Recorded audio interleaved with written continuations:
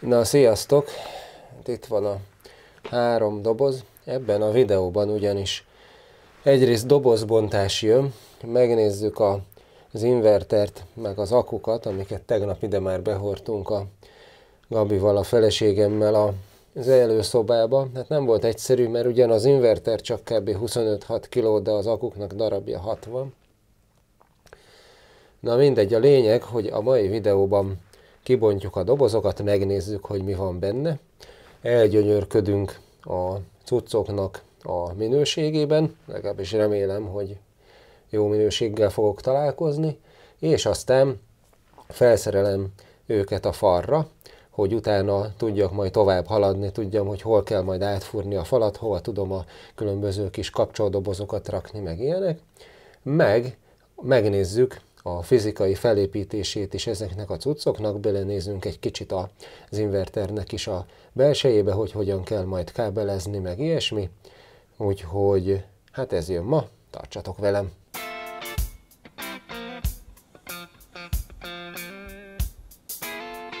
Ez a napelemrendszer és ez a videósorozat sem jöhetne létre a Deje nélkül, akik egy egyfázisú 6 kW-os hibrid invertert és 2 darab 6 kWh-s lítium-vasfoszfát akut biztosítottak hozzá. Emellett nagy köszönet jár az iGreen Kft-nek, az iGreen.hu napelemes webshop üzemeltetőjének is. Náluk szinte minden megtalálható, ami egy ilyen rendszerhez kell.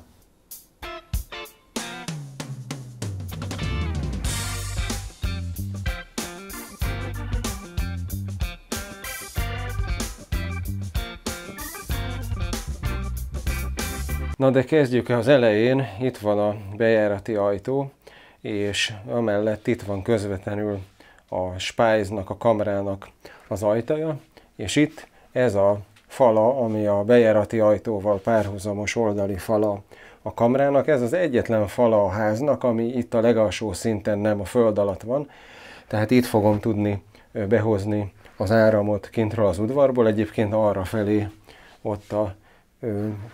ott van lent körülbelül egy ilyen 20 méterrel lejjebb, ott van a napelem sor, és utána még lejjebb a kerítés, ott lesz a második sor. Szóval na, célszerű, hogy ide kerüljön az inverter. Egyébként itt a bejáraton kívül, itt is van egy ilyen tető alatti, ugye előtető alatti rész, és itt kívül is lehetne a falon, és hát ez az inverter meg az akuk is olyan nedvesség elleni védelmük van, hogy tulajdonképpen, hogyha tető alatt vannak, meg közvetlen napsugárzás nem éri őket, akkor igazából lehetnének ott kint, de egyrészt az akuknál nem is tudom melyik, a tölthetőség vagy a meríthetőség az 0 fok alatt nem megengedett, tehát a BMS letilt, és azért előfordul, hogy kint ilyenkor télen 0 fok alatt van, tehát igazából nem lehetne használni télen, hogyha kint lenne. Ha viszont az akut bent kell tartani, akkor már az invertert is érdemes bent tartani, mert minél rövidebb kábelt érdemes a kettő között alkalmazni, meg egyébként is amúgy az inverternek is jobbat tesz, hogyha nem egy ilyen nagy hőingású kültéri helyen van elhelyezve. Egyetlen egy hátránya lehet, de ezt remélem, hogy ez nem lesz nagy probléma, hogy akkor, amikor nagyobb terhelésnek van kitéve, akkor az aktív hűtés, a ventilátorai valamilyen hangot adnak. Hát remélem, hogy ez nem lesz nagyon hangos. Itt azért a kamerának van egy ajtaja, meg azért ez a lakótértől, a lakótér az egy szinttel följebb van, a hálószoba meg még egy szinttel följebb van, tehát szerintem nem lesz zavaró, legalábbis remélem, és azért itt bent mégiscsak szobahőmérsékleten az akuknak, meg az inverternek is jobb helye lesz. Viszont ehhez itt a spájzt teljesen át kellett rendezni, hát mutatok egy fotót, ami előtte készült, itt a polcok egészen másképp voltak elhelyezve.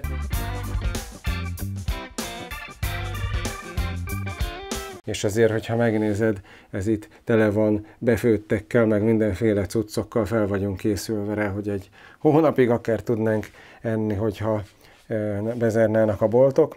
Na mindegy, szóval át kellett rendezni az egészet. Na nézzük először az invertert, egyrészt mert azt kell először felrakni, másrészt meg mert annak a doboza van itt legfölül. Ezt közvetlenül Kínából küldték. Van itt egy angol nyelvű használati útmutató, teljesen normális angolsággal. Itt van először is ez egy ilyen kis fémlemezből hajlított kis tartókeret. Ezt kell majd felszerelni a falra, 4 csavarral, elvileg az is van hozzá, és akkor erre egyszerűen csak rá lehet akasztani az invertert. Van itt egy ilyen kis tartozék szett, van itt egy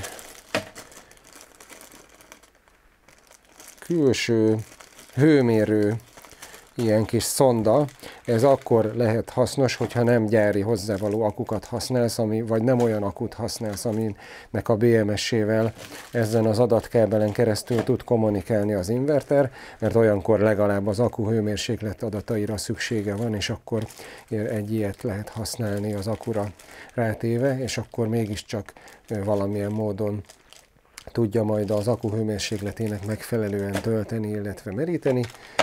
Van hozzá 2 pár ilyen napelem, MC4 napelem csatlakozó, van egy ehhez szükséges ilyen kis szerelőszerszám, itt van a 4 csavar, amit mondtam, ezek ilyen fém tipliszerűség is rajta van gyárilag, elvileg ezzel kell felszerelni azt a tartókeretet, és akkor itt pedig van egy ilyen, egy ilyen kis lakatérzékelő.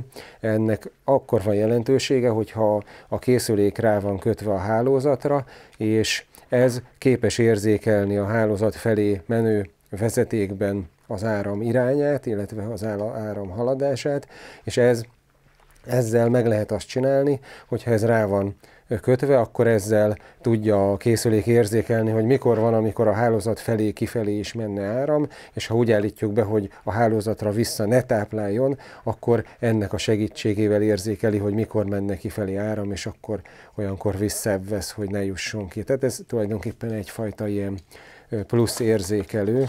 Nekünk ez nem fog kelleni, mert nem lesz rákötve egyáltalán a hálózatra, tehát teljesen szigetüzemben fog működni az inverter.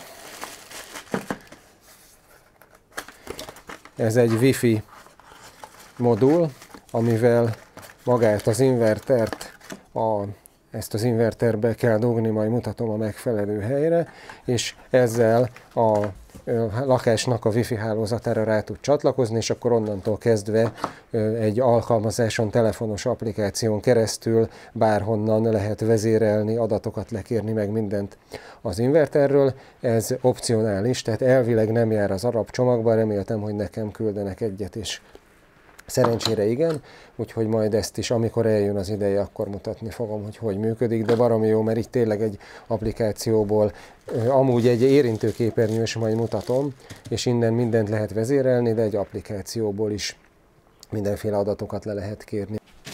Na és itt van maga a cucc, hát így első ránézésre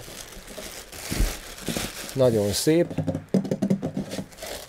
teljesen fém a burkolata, és teljesen igényesnek tűnik, nagyon szép a kidolgozása, szép a festése, úgyhogy na, így első ránézésre nagyon ígéretes, olyan, hogy ilyen kicsi belső kulcsnyelású imbuszos csavarok tartják ezt a fedelet, ez alatt vannak az elektromos csatlakozások, majd ezt látni fogjuk, és olyan, hogy még itt a csavarokon kívül van még egy ilyen kis fémbetét, ami tulajdonképpen a csavarnak az illeszkedését szolgálja, meg ilyen kis igényes részletek, majd itt mutatom alul is, a kapcsolója is ilyen rozsdamentes acél, meg na, tök jól néz ki így első körben. Ez egy 180x220 centis nagyon kicsi helység, ez a fal, ahova fel fog kerülni az inverter, ez összesen 180 centi széles, most itt a nagy látószögű kamerán kicsit nagyobbnak tűnik, de csak ezzel tudom megmutatni így egybe a helységet. A lényeg, hogy az inverternek a használati útmutatójában a felszerelésről is vannak utasítások, és az a lényeg, hogy mindkét oldalán a faltól legalább 50 centi, meg fölötte is legalább 50 centi távolságnak kell lennie a plafon és az inverter között, tehát ez egy alig több mint 210 centi magas helység, tehát itt viszonylag alacsonyra kell rakni, hogy fölötte is meglegyen az 50 centi, úgyhogy minden esetre ezek alapján, tehát mindkét oldalt is, meg fölül is legalább 50 centi kell legyen, ezek alapján fogom ide erre a falra feljelölni, hogy hova kell kifúrni annak a tartó lemeznek a csavarjainak a lyukait. És most kerestem egy ceruzát a fiókban, hogy fel tudjam ezt jelölni, nem tudom, emlékeztek-e rá, vagy volt-e nektek ilyen. Nekem ez legalább egy 35 éve meg lehet olyan, hogy így a végéből így ki lehet húzni ezt a kis betétet, és akkor a hátuljában meg bele lehet dugni, és akkor ilyen kis műanyag betétekkel van tele. Hát nem tudom, hogy ilyen ma már létezik-e, vagy ma még létezik-e. Érdekes történelmi lelet a múltból. És azt még megnéztem, hogy az inverter úgy illeszkedik ehhez a tartókerethez, hogy még itt, amikor rá van akasztva, akkor még itt fölfelé 10 centivel van följebb az inverternek a teteje. Tehát ugye ezt nem 50 centire kell a plafontól, hanem 60 centire ahhoz, hogy az inverter teteje 50-re legyen. Meg arra is figyelni kell, hogy 2 évvel ezelőtt volt egy videóm, hogy itt volt egy ablak, azt befalasztam, és gipszkartonnal itt ezt a részt elfedtem, és hát ugye jó lenne, ha az körülbelül ideig tart, a gipszkarton rész alatt a tömör falba kellene fúrni a lyukakat, úgyhogy még ezt is figyelembe kell venni a hely meghatározásánál. Hát azt mondja, hát, ja. Úgyhogy így egy kicsit kénytelen leszek lejjebb hozni, mint amennyire feltétlenül muszáj lenne.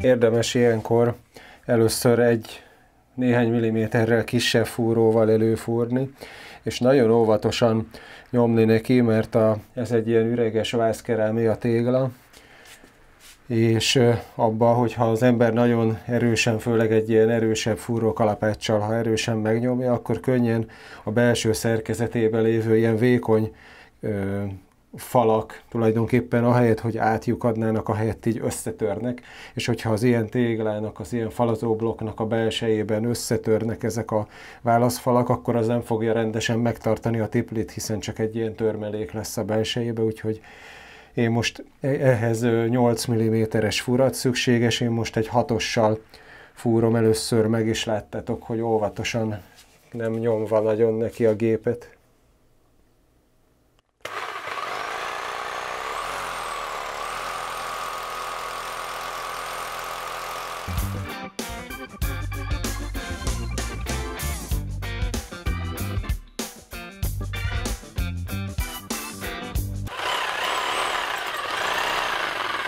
Na, és most még egy második körben egy 8-assal utána fúrtam. Így lehet szerintem a legjobban elérni, hogy a lyuk ne táguljon ki túl nagyra, hanem pont akkora legyen, mint amekkorára szükségünk van, tehát amekkora a fúrónak az átmérője.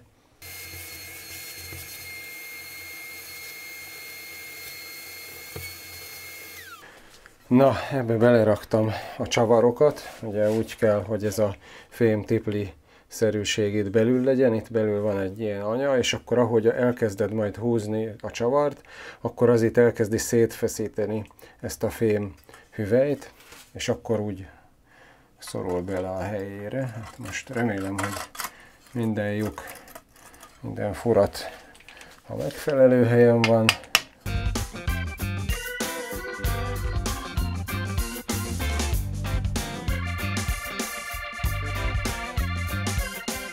Ugye ezeket a csavarokat, mindig általában a csavarokat nem szabad agyon húzni. Nyilván szoruljon meg rendesen.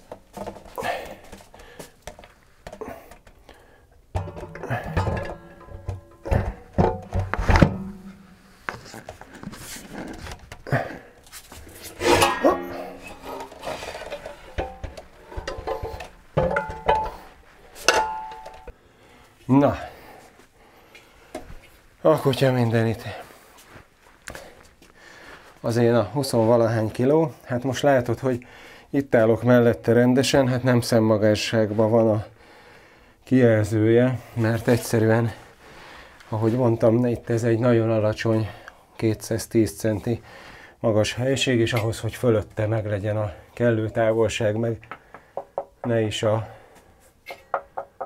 gipszkartonba kelljen fúrni, ezért kicsit lejjebb kellett tenni, mint ahogy ideális, de azért így bőven látható lesz, megkezelhető lesz a kijelzője. Na, nagyon szuper. Hát nézd meg, nem véletlenül kell, hogy fölötte is meg legyen az 50 centi, ugyanis ez az egész hátsó része, ezek például, ez itt csak is hatalmas hűtőbordák, ilyen alumínium hűtőborda az egész.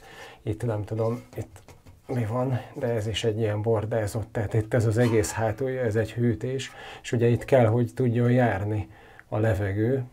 Alulról nézve is ugyanez a helyzet, hogy itt az egész hátulja alulról is látszik, hogy hűtőborda, tehát itt mögötte tulajdonképpen kell, hogy járjon a levegő, mert amikor nagyobb terhelés van, akkor olyankor ugye eléggé sok hőt is tud termelni, és annak valahogy el kell tudni távoznia, még azzal együtt is, hogy elvileg ventilátoros, tehát aktív hűtése is van. És akkor itt látod, hogy itt vannak alul a különböző kábeleknek a ki- és bemenetei, mindegyikhez ilyen tömszelence van, illetve itt van a 4 darab, tehát 2 pár MC4-es csatlakozó, egymástól függetlenül 2 napelem stringet lehet hozzá csatlakoztatni, ezért csinálok én 2x10, 2 darab 10-es ilyen napelem csoportot, és akkor itt van a főkapcsoló, az áramtalanító főkapcsoló, és akkor itt pedig van a kibekapcsoló gombja, hát nyilván most még nem működik, hiszen semmilyen módon nem kap áramot. De itt a tömszelencéken keresztül bejönnek a kábelek, és akkor itt ezt a fedelet leszedve lehet majd hozzáférni a kábeleknek a bekötési pontjához. Gyorsan. Jaj, hova lett?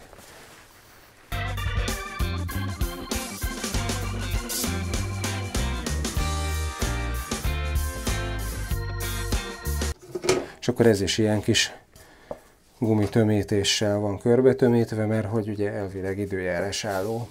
Na, és hát akkor ugye a napelem kábeleket azt egyszerűen csak itt MC4 csatlakozóval rá kell majd dugni, az ide jön be. Itt van az akku 2 portja, pozitív és negatív, ide kell majd azoknak a kábeleit bekötni. Itt vannak különböző kommunikációs portok, ugye az akuk felé elsősorban, de nem csak, és akkor itt vannak pedig a generátorport, ugye, mert lehet erre az inverterre dízel vagy benzines generátort is kötni. Itt a szélső, ez a grid, tehát a hálózat felé itt tud a hálózatról áramot kapni, illetve hogyha hibrid vagy visszatáplálós módban használják, akkor ezen keresztül tudja a hálózatot árammal ellátni, és ez pedig a load, vagy bővebben a backup load, ami szigetüzemben fogja nekünk adni kifelé az áramot, illetve hogyha egyébként hibrid üzemben van használva, akkor erre egy külön körön azokat a fogyasztókat lehet rákötni, amiket egyfajta ilyen szünetmentes tápegységgel akarsz ellátni olyankor is, amikor áramszünet van. Sajnos ez Magyarországon nem szabályos, mert áramszünet esetén le kell kapcsolnia a jelenlegi szabályok szerint az inverternek. A lényeg, hogy nekünk a gridre nem lesz kötve semmi, és az összes kimenő áramot pedig erről a load portról fogjuk biztosítani a fogyasztóknak. Ide kell majd bekötni a kábeleket, ugye nyilván a fázis nulla és földnek mindegyiknek külön csatlakozója van. És akkor itt vannak ezek a kis szürke kicsi, ezek között van az is, ahova egyébként mutattam azt a kis hőmérsékletérzékelő szenzort, meg még egyéb dolgokat lehet kötni, ebben most nem megyek bele részletesen, majd amikor beüzemelésre kerül, akkor úgyis részletesen mutatni fogom. De nézd meg, milyen igényesen van megcsinálva, hogy itt is van egy ilyen átlátszó műanyag lap az akku kábeleket elválasztandó, hogy véletlenül se beszerelés közben se véletlenül se tudjad összeérinteni őket. Ez egy ilyen elválasztó lap, meg itt is van egy ilyen átlátszó lap felszerelve, hogy a véletlen összeérintéseket a szerelés közben ez így segít megakadályozni. Ezt persze néhány csavarral le lehet venni, de minden esetre, amikor az ember itt szerelés matat, akkor ez pluszban megakadályozza, hogy valami galibájt kövesse. Azért szerintem ezek az apró igényességek mutatják, hogy egy termék az milyen színvonalat képvisel. És itt van az adattáblája, gyorsan látod, itt van a típus, de egyébként a videó leírásában is ezt leírtam. Ez egy egyfázisú hibrid inverter, amit lehet szigetüzemben is használni, és akkor itt mutatja, hogy ugye összesen, tehát 6000 wattot tud, ez egy 6 kW-os inverter, 6000 watt kimenőt tud. Ja, és a Wi-Fi modul, amit mondtam, itt van, és itt a készüléknek az aljában van egy megfelelő hely, ahova csatlakoztatni kell, és 2 csavarral rögzíteni. És aztán majd ennek a használatát és a beüzemelés után tudom majd megmutatni. Na és akkor következzen az akku, nagyobb doboz.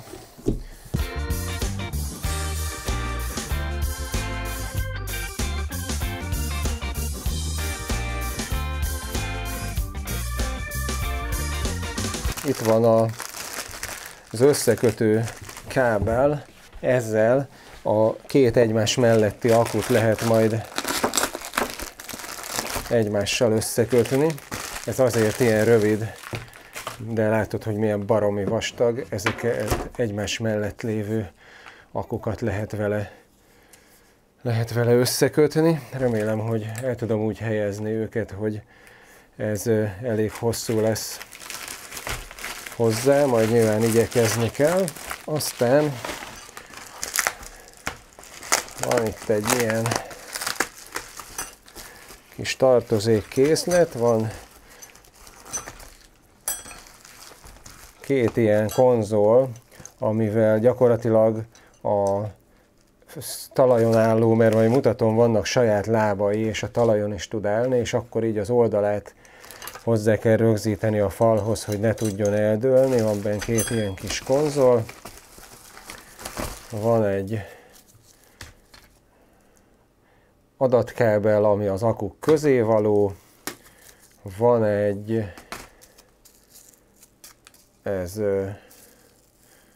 ez nem tudom mi, ez lehet, hogy az akku és az inverter közé való, majd látni fogjuk, és van egy földelő kábel. Aztán van ennek is egy olyan falra szerelhető ilyen tartó lemeze, hasonlóan az inverterhez, amivel nem muszáj, hogy a földön álljon, hanem fel lehet szerelni a falra, magasabbra is, és akkor ezt felszerelve a falra erre lehet függeszteni. De én a talajra, a padlóra fogom állítani, úgyhogy erre a lemezre nem lesz szükség. Aztán szintén egy használati útmutató, ez német és angol nyelven van, azért tudom csak, mert a másik akut már korábban kibontottam, hogy a használati útmutatóját tudjam tanulmányozni, és akkor van hozzá egy pozitív és negatív pólushoz való ilyen kábel, amivel az inverterre lehet rákötni. És hát ilyenből természetesen van még egy piros is.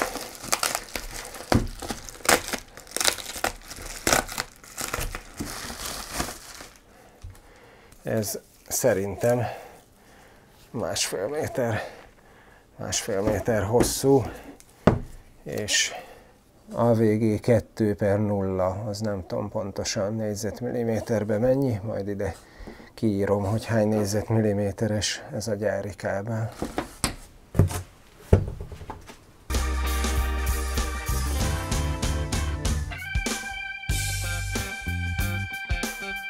Van ilyen fogantyúja, így kinyitható az oldalán, amivel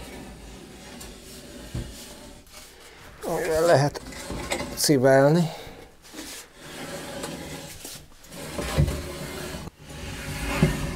basszus.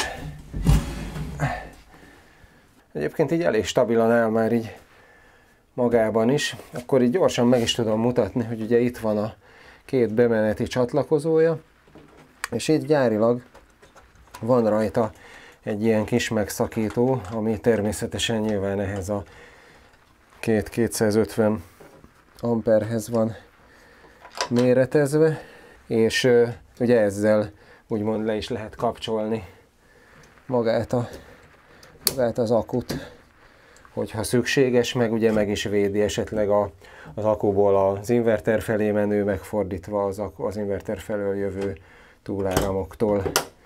Na, a másikat is ugyanígy becipeltem, és akkor ezt bírtam kitalálni, hogy ott azon a falon, amin az inverter van, ott nem férne el normálisan szerintem mind a kettő, meg ráadásul ott van a belső sarokban egy páncélszekrény, és annak az ajtaját nem lehetne már kinyitni a másik aksitól, ha azon a falon lenne mindkettő. Viszont így a sarokba be tudom rakni a kettőt úgy, hogy látod, itt ráraktam már az összekötőkábelt, látod, az pont átér.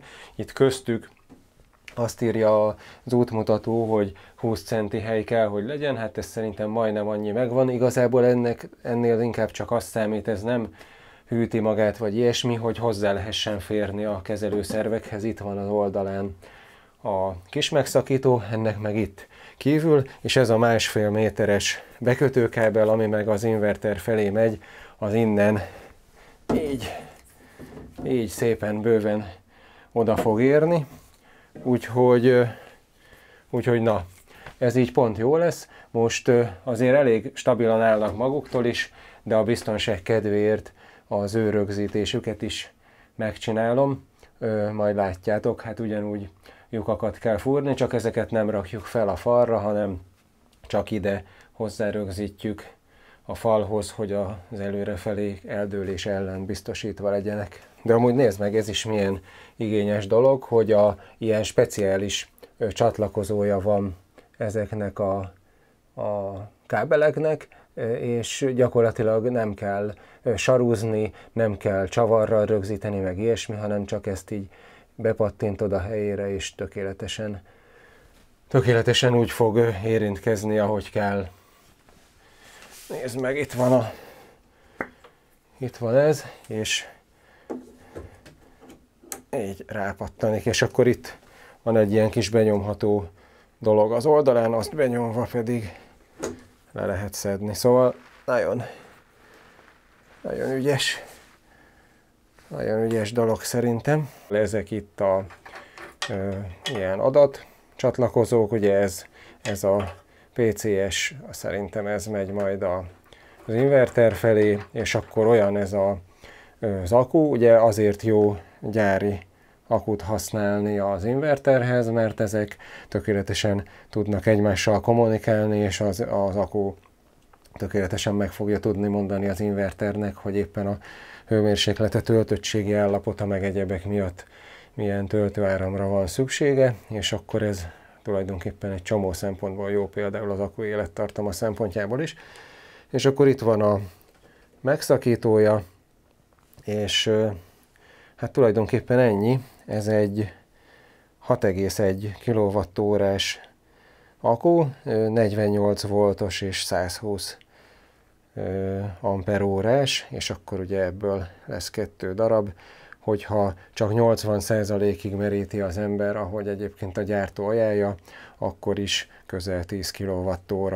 És itt az akku másik oldalán pedig ugye szintén van 2 csatlakozó, ugyanis ebből, ha jól emlékszem, 16-ot lehet egymáshoz kötni és egy inverterrel üzemeltetni, tehát akár 16-ot is, és akkor itt a túloldalán pedig van egy ilyen on-off gomb, ezzel akkor úgy lehet bekapcsolni. Itt a másikon mutatom, hogy először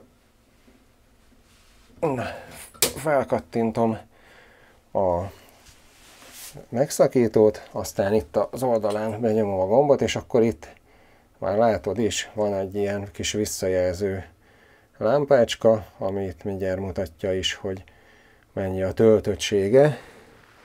Hát az 5-ből 3 csíkot mutat, tehát legalább 50%-os töltöttséggel szállítják gyárilag. Innen is ugye le lehet az alapvető üzemállapotot, magát a töltöttséget olvasni, de majd az applikációból sokkal részletesebb információkat lehet szerezni. Na, lekapcsolom.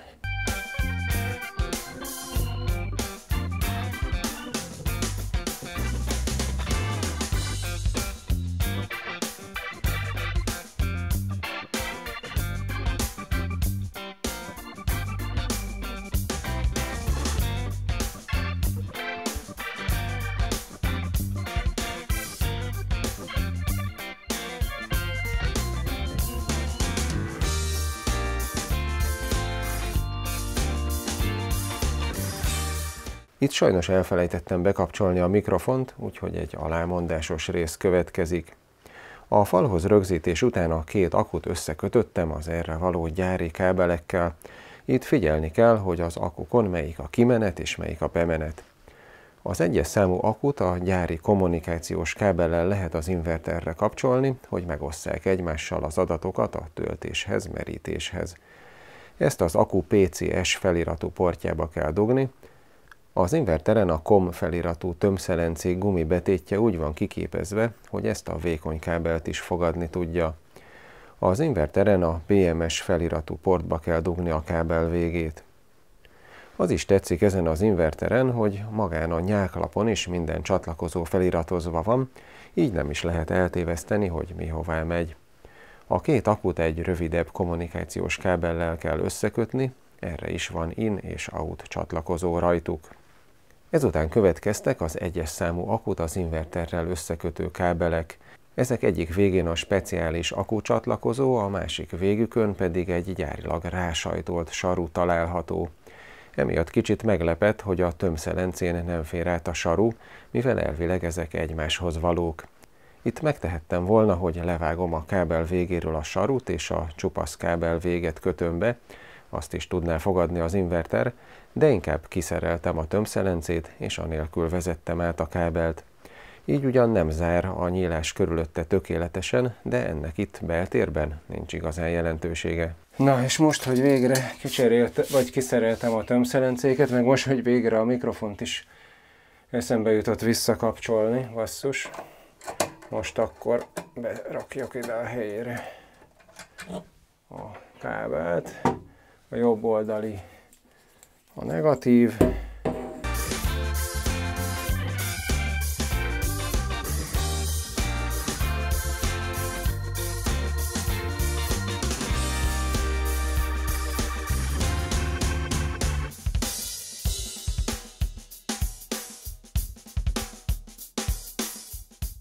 és itt pedig az első akunak a csatlakozóira.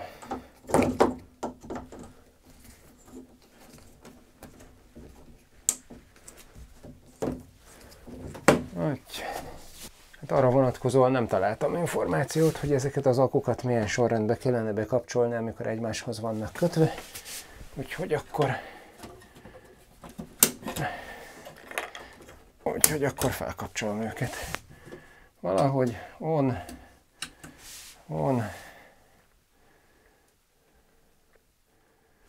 És itt látszik, hogy az akku most így leellenőrizte magát, és akkor azt mutatja, hogy run, és mindegyik 3 pöttyöt mutat, és itt alul pedig az on gomb. Na, valamit csinál.